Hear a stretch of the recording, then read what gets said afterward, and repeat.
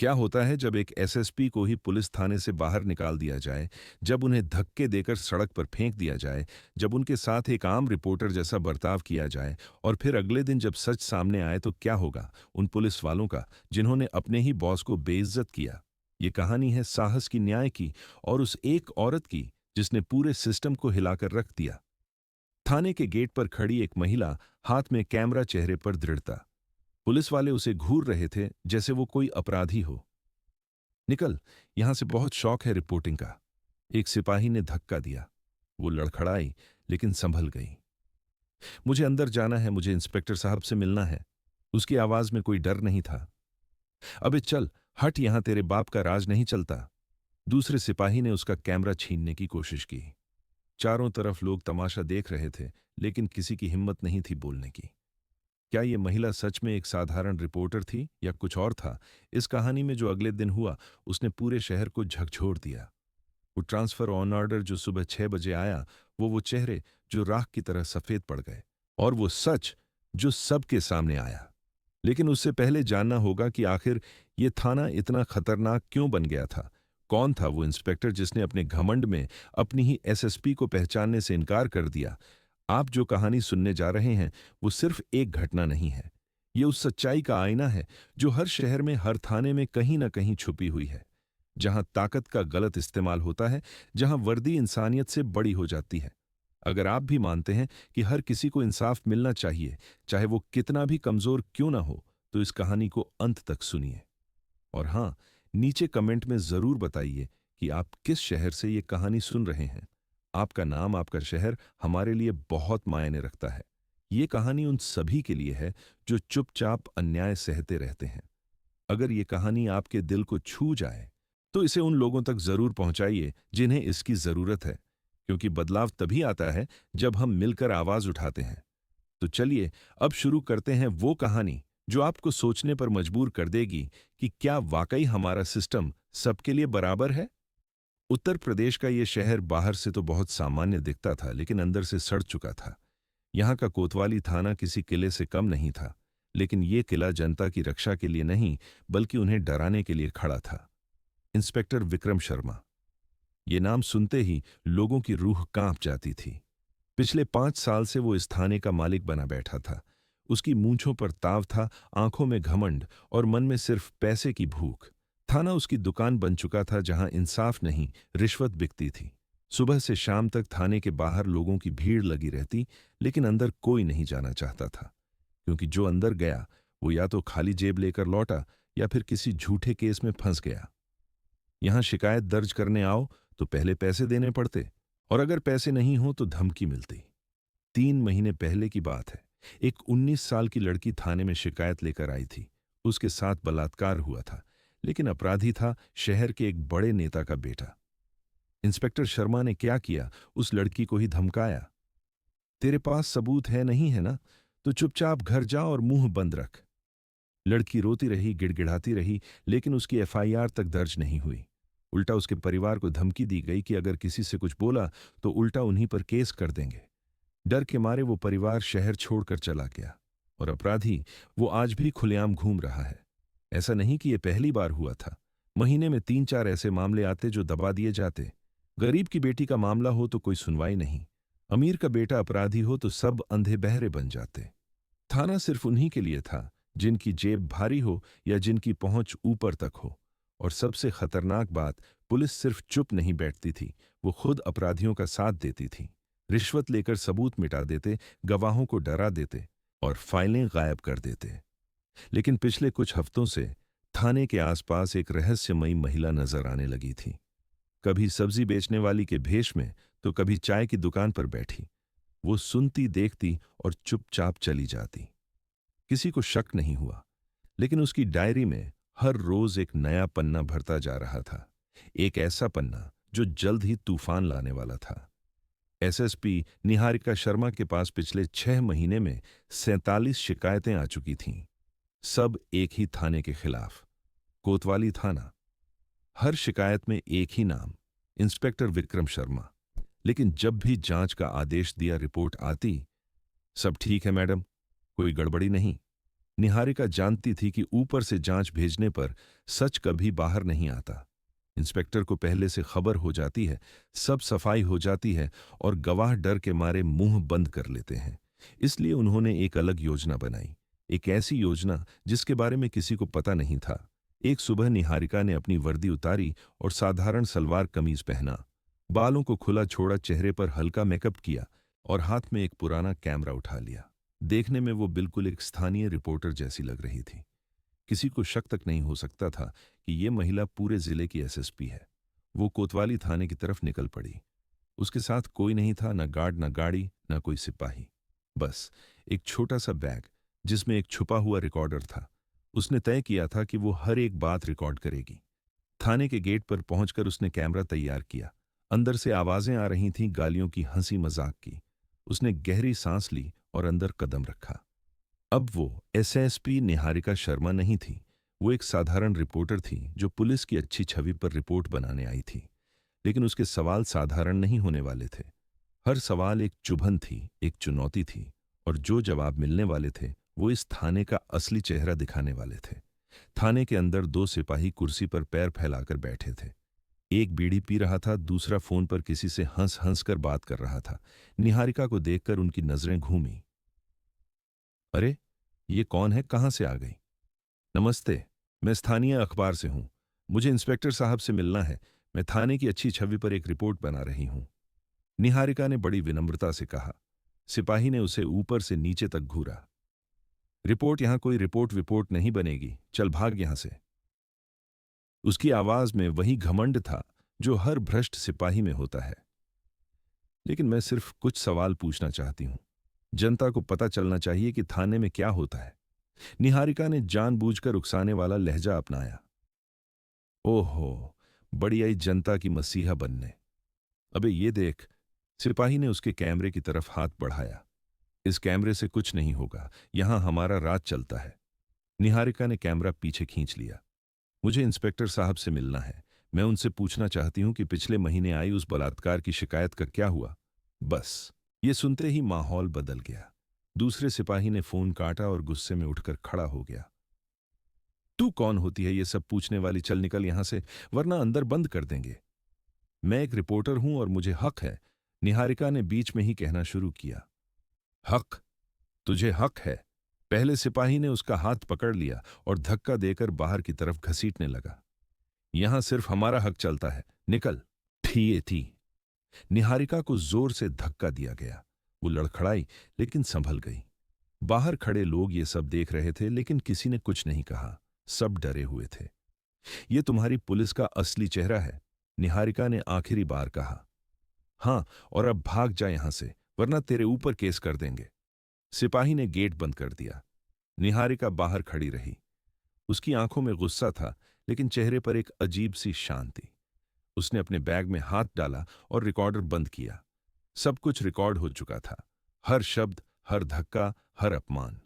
उसी समय थाने के पीछे की खिड़की से एक युवा कांस्टेबल ने यह सब देखा था। उसकी आंखों में कुछ अलग सा भाव था, जैसे उसने इस रिपोर्टर में कुछ पहचाना हो। लेकिन वो चुप रहा। शायद उसे पता था कि कल कुछ बड़ा होने वाला है। रात के 10 बजे थे। एसएसपी निहारिका शर्मा अपने ऑफिस में बैठी थी। सामने लैपटॉप पर वही रिकॉर्डिंग चल रही थी जो उसने आज थाने से की थी। हर शब्द साफ सुनाई दे रहा था। चल भाग यहां से, तुझे हक है, तेरे ऊपर केस कर देंगे। उसने रिकॉर्डिंग रोकी और एक फाइल खोली। उसमें पिछले 6 महीने की 47 शिकायतें थीं। हर शिकायत में एक ही बात, इंस्पेक्टर विक्रम शर्मा का अत्याचार। अब उसके पास सिर्फ कागजी सबूत नहीं थे, बल्कि खुद का अनुभव था। वो खुद देख चुकी थी कि कैसे उस थाने में आम लोगों के साथ बर्ताव होता है। उसने फोन उठाया और डीजी पुलिस को कॉल किया। सर, कल सुबह कुछ बड़ा होने वाला है कोतवाली थाने में। मुझे आपका पूरा सपोर्ट चाहिए। दूसरी तरफ से जवाब आया। निहारिका, तुमने क्या प्लान किया है? सर, कल सुबह मैं उस थाने में जा रही हूं, लेकिन इस बार एसएसपी बनकर। मेरे साथ पूरी टीम होगी। ट्रांसफर ऑन ऑर्डर तैयार रखिए, सस्पेंशन लेटर तैयार रखिए। कल वो दिन है जब उस थाने की सफाई होगी। लेकिन इतनी सख्ती?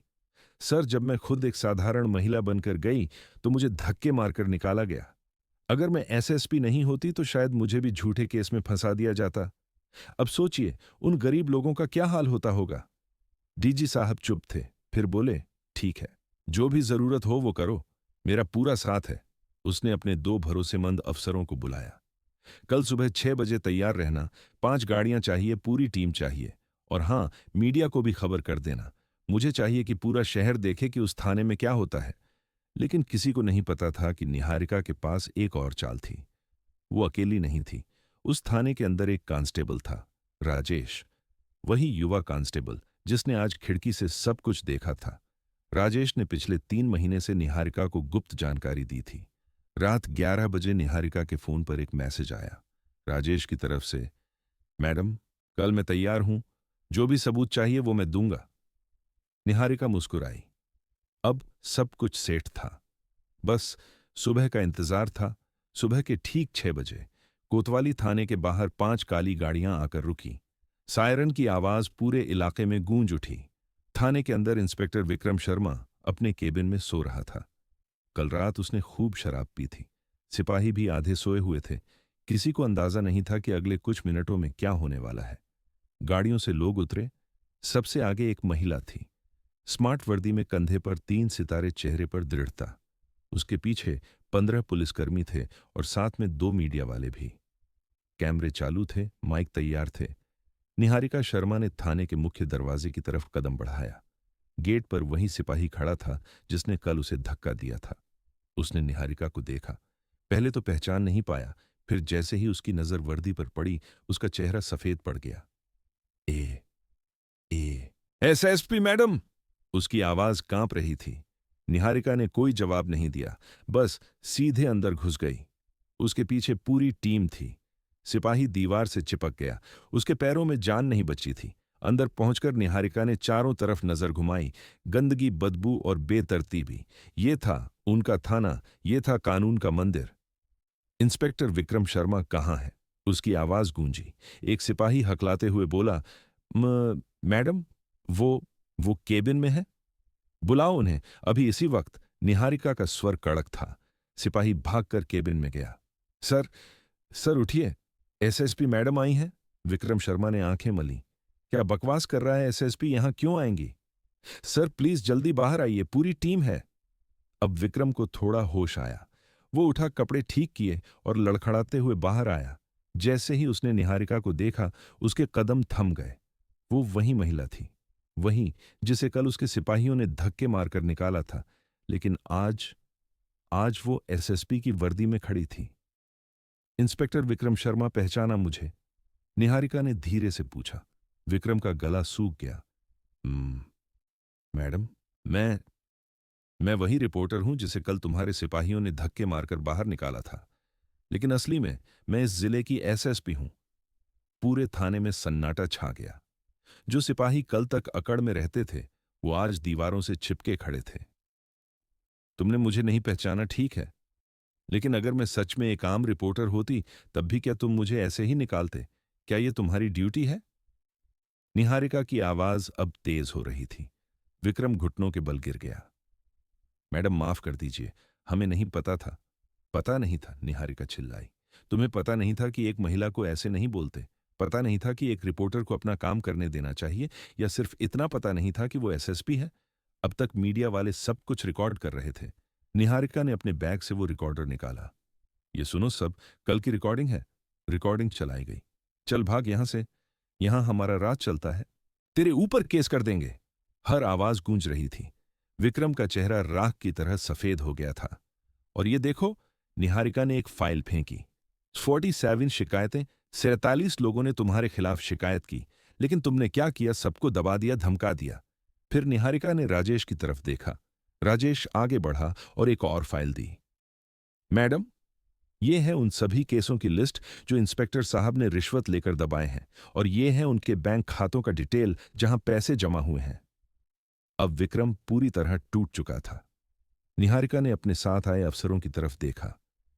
इंस्पेक्टर विक्रम शर्मा को तत्काल प्रभाव से निलंबित किया जाता है। इनके खिलाफ विभागीय जांच शुरू की जाए, और जो भी सिपाही इनके साथ मिलकर अत्याचार करते थे, उन सबको भी निलंबित करो। मैडम, मैडम प्लीज, मेरा परिवार है, बच्चे हैं। विक्रम रो रहा था। परिवार? निहारिका ने उसकी तरफ देखा। उस 19 साल की लड़की का क्या, जिसकी शिकायत तुमने दबा दी? उसके परिवार के बारे में सोचा था? फिर निहारिका ने मीडिया की तरफ मुड़कर कहा, आज से इस थाने में बदलाव आएगा। यहां हर कोने में कैमरे लगेंगे, हर शिकायत रजिस्टर होगी, और जो भी अधिकारी अपनी ताकत का गलत इस्तेमाल करेगा उसका यही हाल होगा। पूरा थाना देख रहा था, कोई हिल नहीं रहा था, बस सन्नाटा था। एक ऐसा सन्नाटा जिसमें न्याय की गूंज थी, और सबसे बड़ी बात, राजेश को वहीं प्रमोशन दिया गया। तुमने हिम्मत दिखाई, सच का साथ दिया। ऐसे अफसरों की हमें जरूरत है। अब खेल पलट चुका था। जो शिकारी थे वो खुद शिकार बन चुके थे। उस दिन के बाद कोतवाली थाना पूरी तरह बदल गया। जहां पहले अंधेरे कोने थे, वहां अब कैमरे लग गए। जहां पहले गालियां गूंजती थीं, वहां अब शिकायतें सुनी जाने लगीं। जहां पहले रिश्वत का लेन देन होता था, वहां अब कानून की किताबें रखी गईं। इंस्पेक्टर विक्रम शर्मा की जगह एक ईमानदार अफसर आया, इंस्पेक्टर सुरेश वर्मा। पहले दिन से ही उसने साफ कर दिया, इस थाने में अब सिर्फ कानून चलेगा, किसी का डर नहीं। वो 47 केस जो दबाए गए थे, सब दोबारा खोले गए। उस 19 साल की लड़की को न्याय मिला। अपराधी नेता के बेटे को जेल हुई। उस लड़की के परिवार को वापस बुलाया गया, उन्हें सुरक्षा दी गई और मुआवजा दिया गया। थाने के बाहर अब लोगों की भीड़ नहीं, बल्कि विश्वास दिखता था। एक बुजुर्ग ने कहा, 50 साल में पहली बार लग रहा है कि यह थाना सच में हमारा है। शहर भर में एसएसपी निहारिका शर्मा की तारीफ होने लगी। उनकी तस्वीरें अखबारों में छपी, सोशल मीडिया पर वायरल हुईं। लेकिन निहारिका के लिए ये सब शोहरत की बात नहीं थी। उनके लिए ये उन आंसुओं को सुखाने की बात थी जो बरसों से बह रहे थे। सबसे बड़ा बदलाव लोगों की सोच में आया। अब कोई नहीं कहता था, पुलिस से क्या उम्मीद करें। अब लोग कहते थे, अगर निहारिका मैडम जैसे अफसर हैं तो सिस्टम बदल सकता है। ये कहानी सिर्फ एक एसएसपी की नहीं है। ये कहानी उस हर इंसान की है जो सच के लिए खड़ा होता है। इंसान की पहचान उसके पद से नहीं, उसके काम से होती है। चाहे वो रिपोर्टर बनकर आए या एसएसपी बनकर, सच्चाई एक ही रहती है। और सबसे बड़ी बात, अगर आप किसी अन्याय को देखें तो चुप मत बैठिए। कभी कभी एक साधारण इंसान की हिम्मत पूरी व्यवस्था को हिला देती है। बस जरूरत है सच के साथ खड़े होने की, डर के आगे न झुकने की। आज अगर आप भी कहीं अन्याय देखें तो याद रखिए निहारिका की कहानी।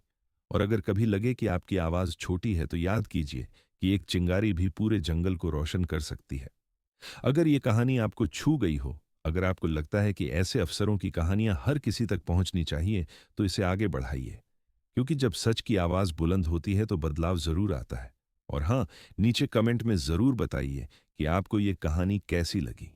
क्या आप भी निहारिका शर्मा जैसे अफसरों को सलाम करते हैं? आपकी प्रत्येक टिप्पणी और शेयर हमें इस तरह की और अधिक सार्थक कहानियां लाने के लिए प्रेरित करती है।